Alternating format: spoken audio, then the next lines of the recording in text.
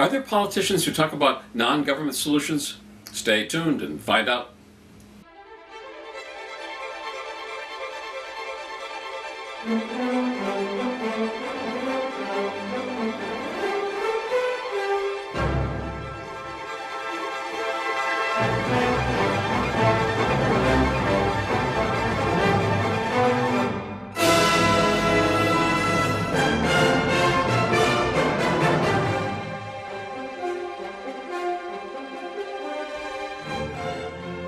This is Bob Odden, producer of Libertarian Viewpoint.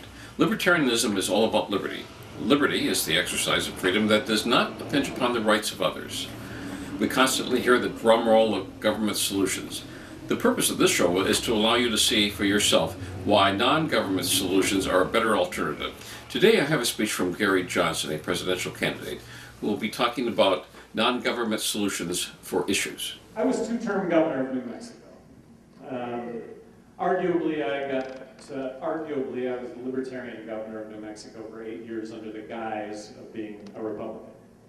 How did that work out?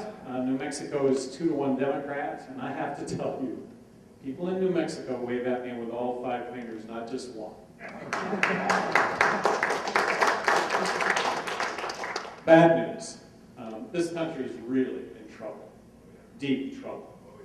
The good news is that we can fix this.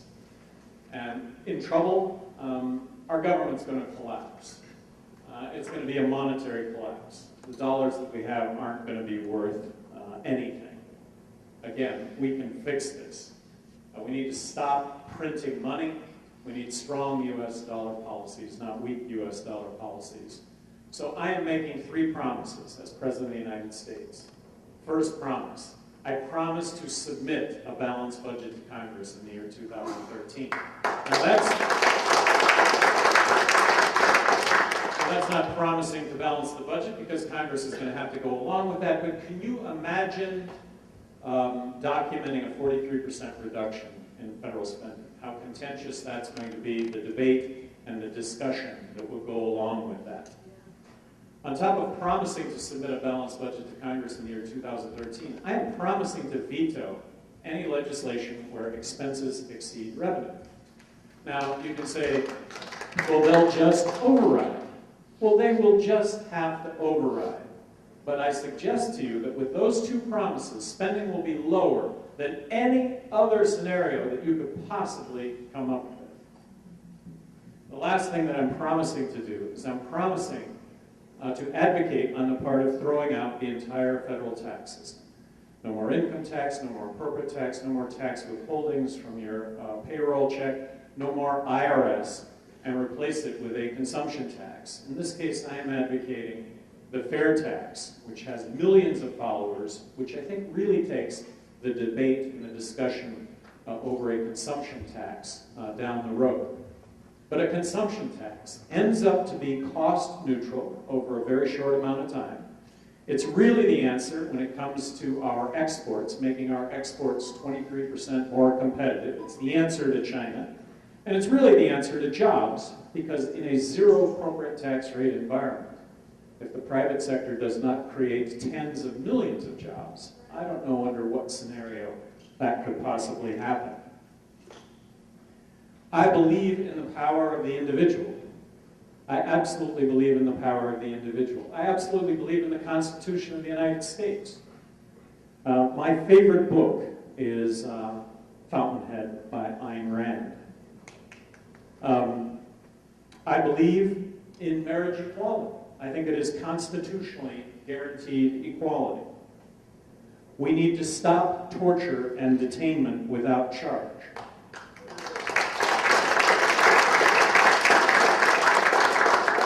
I oppose the death penalty. And I oppose the death penalty because I think the government makes mistakes when it comes to implementing it. And I don't want to be on the side of putting one innocent person to death to punish 99 that are guilty. I fundamentally support a woman's right to choose. There isn't anything that the government needs to do to fix the internet. Nothing.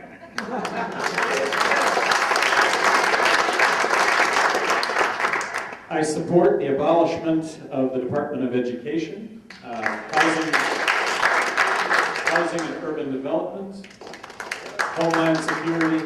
I am open to the discussion of abolishing any federal agency. When it comes to the border, let's not build a fence across the border. What a waste of resources.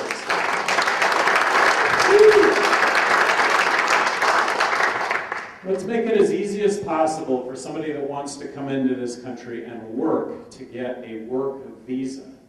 Not a green card, not citizenship, but a work visa that would entail a background check and a social security card so that applicable taxes would get paid.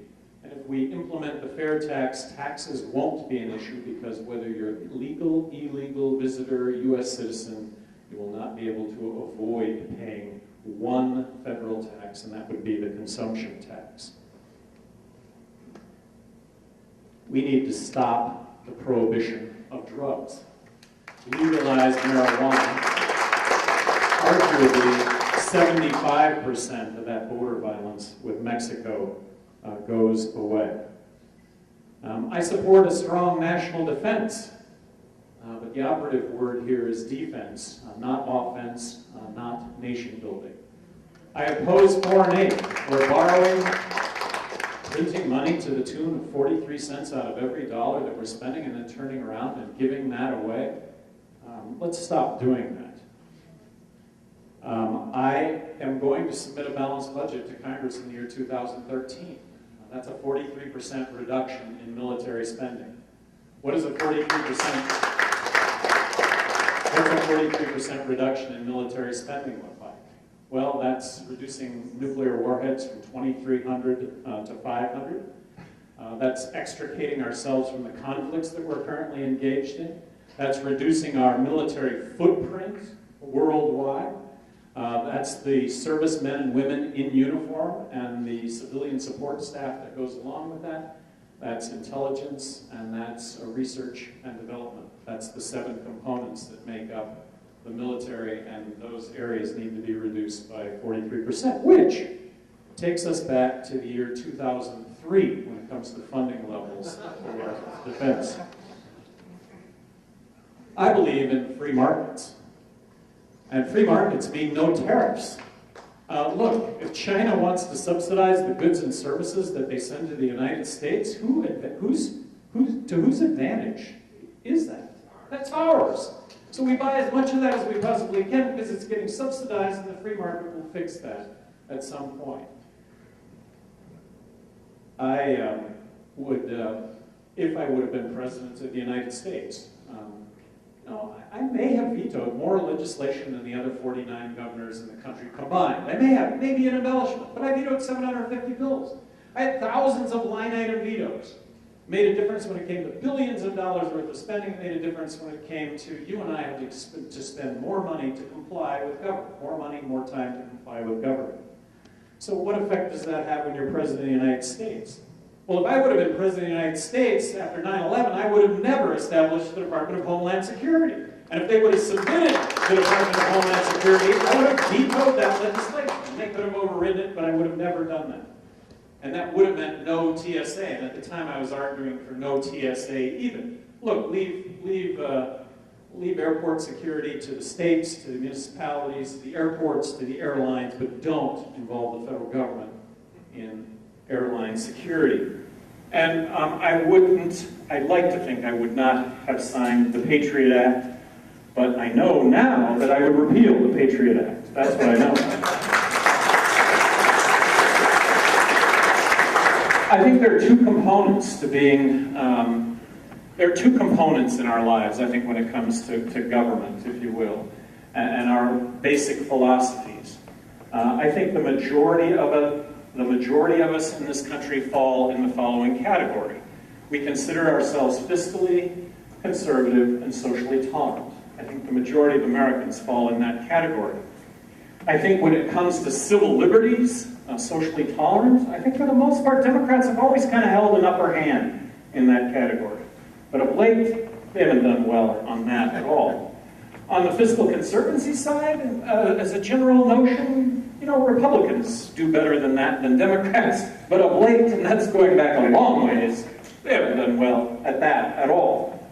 So don't libertarians really embrace the best of both parties and what people really care about, and that there's kind of no compromise to not doing the best that you can in both of those categories? I wanted to point out to you that the ACLU did a report card on all the presidential candidates here about 3 months ago. ACLU, whether you love the ACLU or hate the ACLU, I've always found that what they do is right. And they are a group dedicated to the Constitution of the United States. They're a group dedicated to the first 10 amendments to the Constitution of the United States, the Bill of Rights. And this is what they tirelessly argue on behalf of. Anyway, they came out with a report card on all the presidential candidates. 24 Liberty Torches was a perfect score. I think it's important to point out the differences here with the other candidates. Rick Santorum and Mitt Romney had 0 Liberty Torches out of 24. 0. Newt Gingrich, 4 Liberty Torches out of 24. President Obama, 16 Liberty Torches out of 24. Ron Paul, 18 Liberty Torches out of 24. And the leader and winner, Gary Johnson, 21 Liberty Torches out of 24.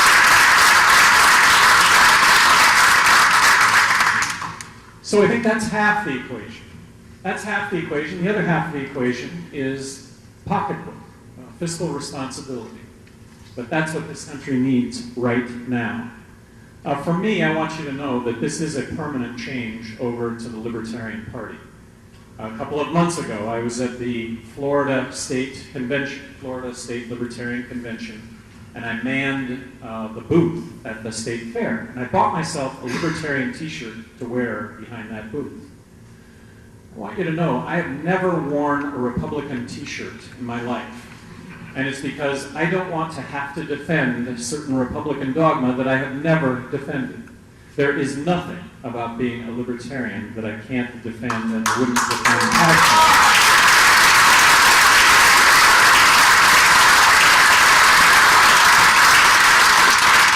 I hope to be the Libertarian nominee. And I wouldn't be doing this if I didn't think there was a chance to actually win. And here's how that scenario happens. Here's how that pie in the sky scenario happens. Is that the Libertarian candidate for president would poll at 15% against Obama and Romney, believing that the Republican will be Romney.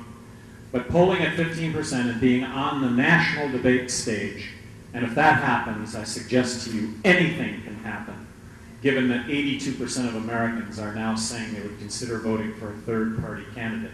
That is absolutely unprecedented. Right now, I'm polling at 7 to 9% against Obama and Romney. I don't know if it's, actually I do know. I don't think it's so much my name, although it is my name. It's just the fact that there's a third option available. That's why it's registering in the 7 to 9% range. I think Mickey Mouse in the poll would have done 15 solidly.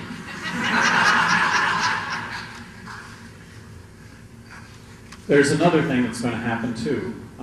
As much as I support Ron Paul, in 2008 he asked for my endorsement. I readily gave that endorsement. When I dropped out of the Republican primary, I asked everyone that was going to vote for me to vote for Ron Paul. I hope he's successful, but I don't think he's going to be. I think he's going to take it right to the end, but I don't think he's going to be the nominee. And so what happens to this message? Well, I think anyone in this entire room, all of us here are messengers. This is really important. We can change the world here a little bit for the better. And if given the opportunity, I think each and every one of you would be doing what I'm doing right now. But there is that opportunity. The Ron Paul comes to an end. Where does Ron Paul support go?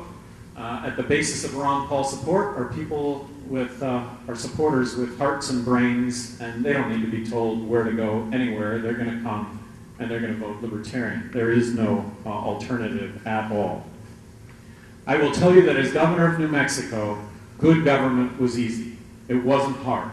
It was easy to look at issues first and politics last. And people saw that. People saw it, they noticed it, they liked it. in a state that was 2-to-1 Democrat. I make a name for myself being a penny pincher. I get reelected by a bigger margin the second time than the first time. And it wasn't just being a penny pincher. I was a penny pincher, but I relished the job from the standpoint of talking about issues. That's why I enjoyed the job, understanding the issues as well as I could possibly understand them and making decisions on behalf of New Mexicans. I've been elected to do that we're going to really take them into account first, middle, last, not politics. So I just want to applaud all of you for the activism that you've shown over the years.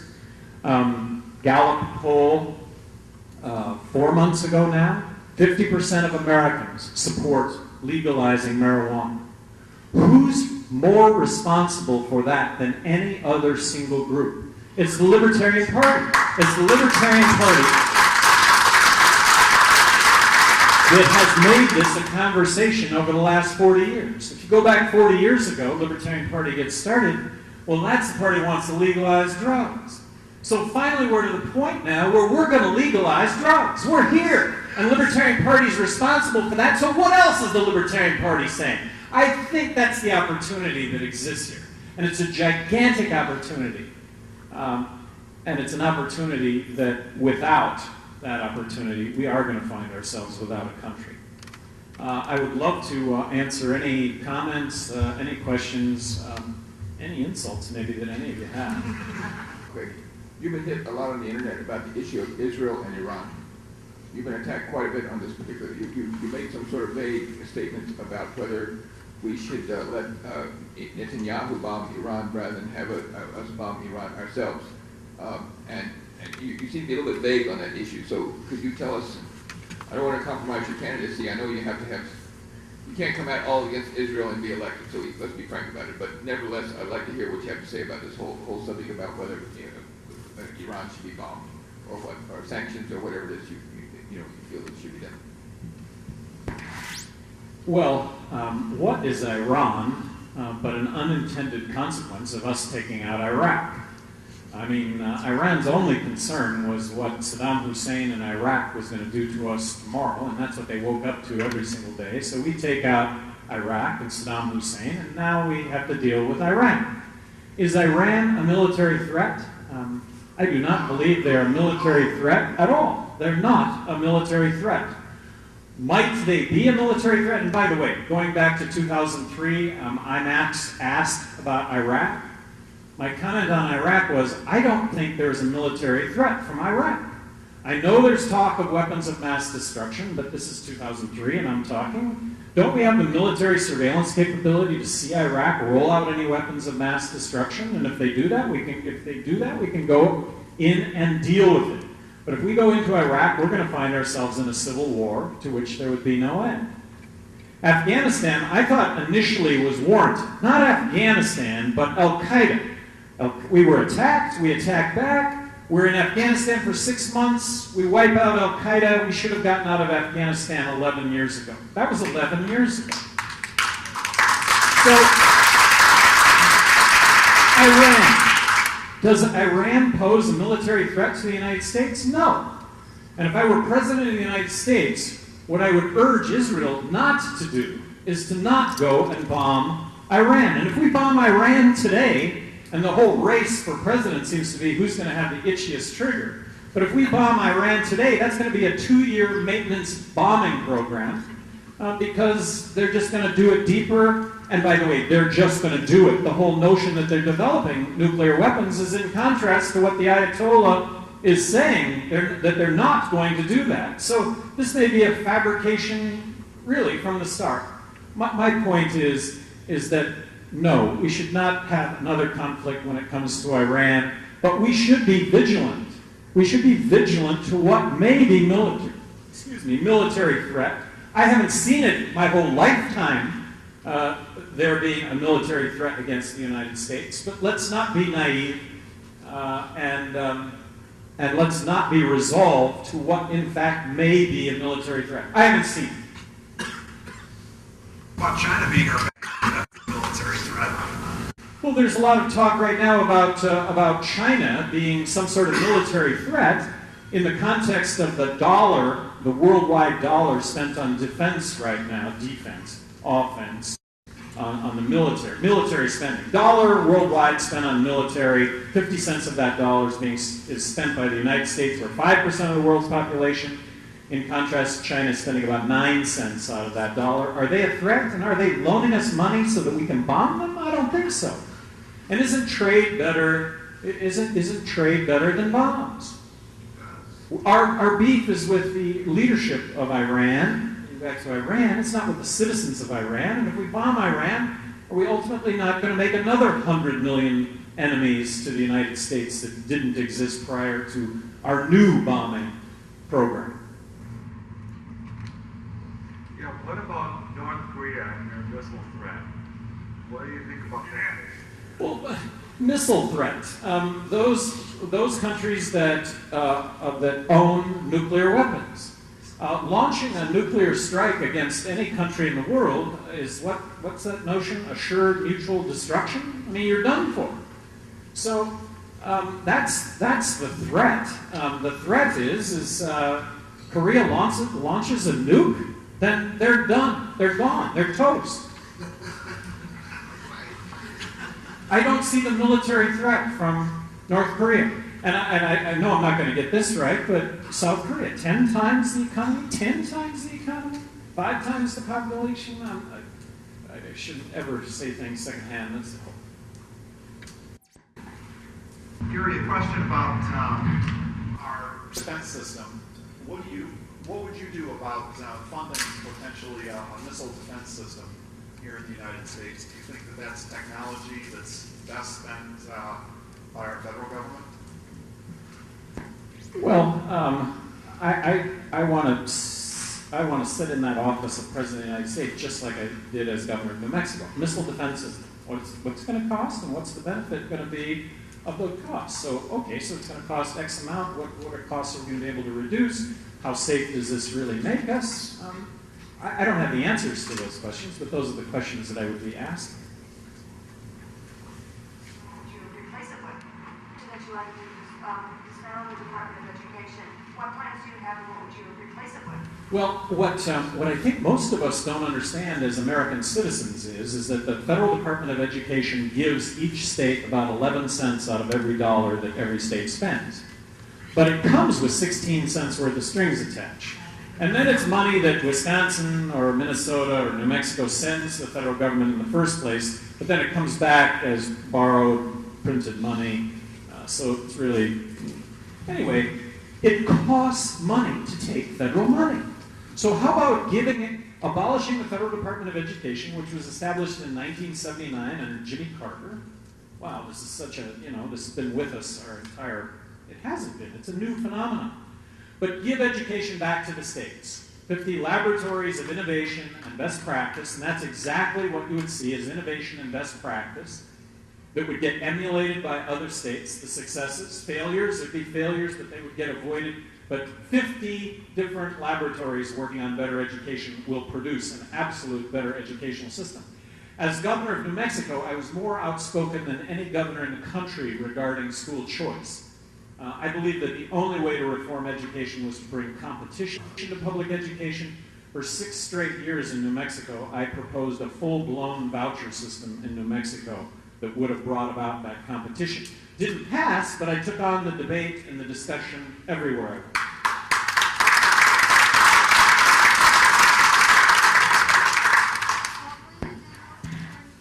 Go ahead. What will you do to ensure I can afford college? What I do to make sure that you can afford to go to college?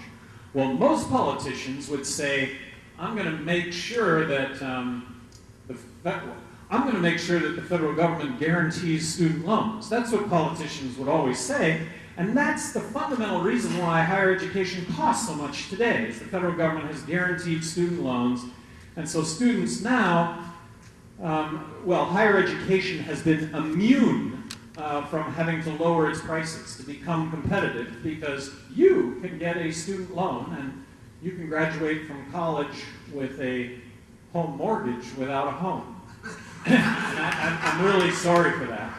But I think the crux of higher education, higher costs with higher education, is they have yet to address just how pathologically incompetent they are with regard to the delivery of their goods and services, and that if they were forced to charge less because there wasn't as many kids going to college, that they would charge less, a lot. What would you do to promote freer markets in the areas of energy or healthcare? Don't discount. So as governor of New Mexico, you know, I vetoed all this legislation. So what positive might have happened? One thing they came out with was a report card on all the presidential candidates when it came to job creation. Guess which presidential candidate had the best record when it came to job creation? It was me. And my response to that report was the same as it was when I was governor of New Mexico. I didn't create one single job as governor of New Mexico. Government doesn't create jobs. But, governor of New Mexico, I appoint the heads of all the agencies. I appoint all boards and commissions. I control all rules and regulations. So when it comes to rules and regulations and free trade, don't discount how many rules and regulations adversely affect free trade that can be reversed just immediately with what I would label common sense. And I come from that experience, just elimination of just impediments to common sense. As governor of New Mexico, we're actually done. I got the cue card. As governor of New Mexico, I had an open door after 4 policy as governor of New Mexico for 8 straight years. The 3rd Thursday of every month, starting at 4 in the afternoon, I saw any citizen in New Mexico on 5-minute increments from 4 o'clock until 10 o'clock at night, and came in contact with just a whole lot of impediments to human beings being able to live out their lives freely. And of course, libertarians, it should always start with freedom. An analysis of freedom, and if this is a choice that only I should be making, then only I should be making those choices. Thank you very much. Well, we're out of time. If you find yourself agreeing with the speaker, you might be a libertarian. To find out, take the world's smallest quiz at theadvocates.org. Remember, Libertarian Viewpoint brings you the non-government, liberty-based solutions that other media refuse to tell you about. Liberty works and is always the best choice. If anyone in government can prove otherwise, I challenge them to speak up. To view past shows, search YouTube using Libertarian Viewpoint. Thank you for watching, and stay tuned for other shows of Libertarian Viewpoint.